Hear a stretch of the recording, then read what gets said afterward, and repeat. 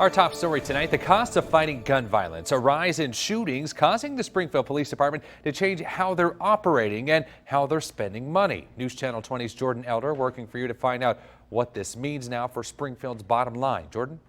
Police tell me they haven't had to spend a lot of money fighting gun violence just yet, but that could change in the future. City Council's also voting tonight on new funding and technology for the police department that could help these efforts. The rising gun violence in Springfield forcing the police department to restructure. There's potential for some overtime costs associated with redistribution. A 10-person task force is now solely working on shooting investigations, but Deputy Chief Josh Stuenkel says the department hasn't had to ask for much else. There's a possibility for additional resources, intelligence software, items that would assist us in these investigations and combating violence that could come forward in the future. An ordinance listed for Tuesday's City Council meeting puts over $1 million toward police body cameras, tasers, and surveillance equipment. This after the city already announced a $45,000 upgrade to the ShotSpotter system. Some people may look at those moves and assume that we're cutting from the fire department and adding to police, but is that really what's happening?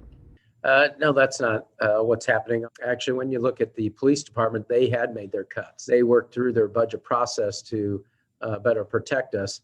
With the fire department, it's almost a resubmission of where they were last year. The mayor says police and fire money both come from the corporate fund, but the police have more grant opportunities, especially with gun violence issues. You really can't put a price on it because when you're talking the tragic loss of life, there's no price for that. Investing in those items can have an impact on our ability to combat the violence.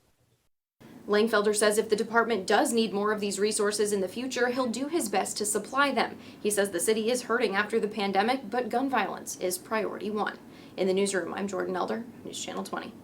Thanks, Jordan. Now, the number of shooting victims did decrease to 7 in March. That's down from 10 in February.